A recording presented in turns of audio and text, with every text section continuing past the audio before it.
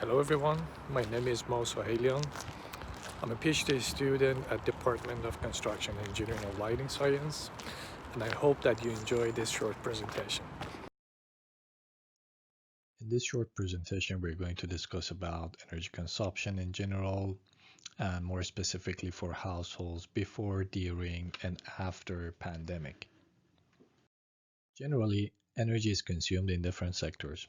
In Europe, 31% is dedicated for transportation. This amount is 26% for industry, 26% for residential, 14% for service sectors, and 3% for other purposes. But more importantly, we're going to discuss and see how this energy is consumed by different end users in homes. We spend quite much of our time at home environment, and more importantly, we want to feel comfortable when we are resting or doing different activities such as cooking, watching TV, reading, and etc. For European Union countries, the main portion of the supplied energy is consumed for space heating, where 63.6% is dedicated just for that. This amount is followed by 14.8% for water heating, 14.1% for lighting and appliances, 6.1% for cooking, 0.4% for space cooling, and 1% for other purposes. When we compare this data for Swedish households, there are some distinctions. First, less amount of energy is consumed for space heating and for cooking. There is no energy consumption that is dedicated for space cooling.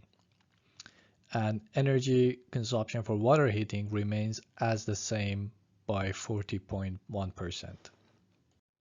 19.2% is dedicated for lighting and appliances, and interestingly, 10.3% is consumed by other end users, which is not clearly investigated.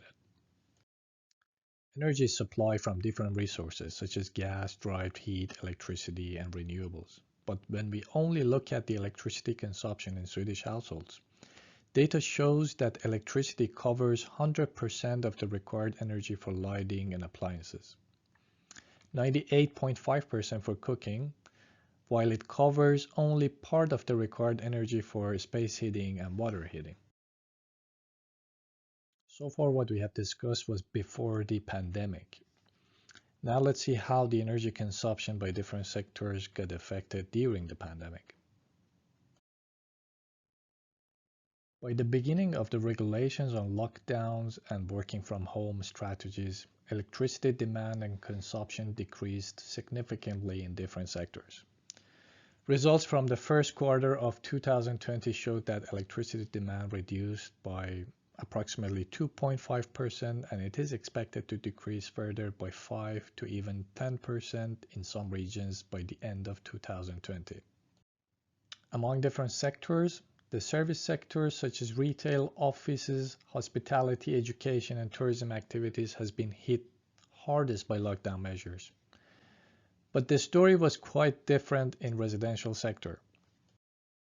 As people started to stay and work from home and carry out additional tasks such as teleworking, electricity demand and consumption in residential sector has increased in most economies. Results from the International Energy Agency report shows that during the last week of March and first week of April 2020, the electricity demand increased by 40% when compared to the exact time in 2019. Other studies showed that 31% of the jobs in Sweden have got the potential to be executed from home. With that all being said and seeing the opportunities and possibilities to work from home, it would be interesting to see if the trend of working from home will continue after the pandemic.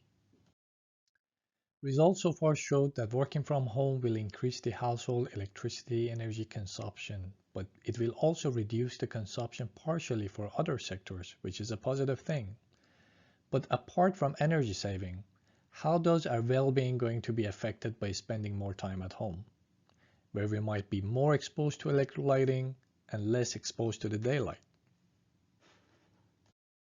Thank you everyone for your time, and stay safe.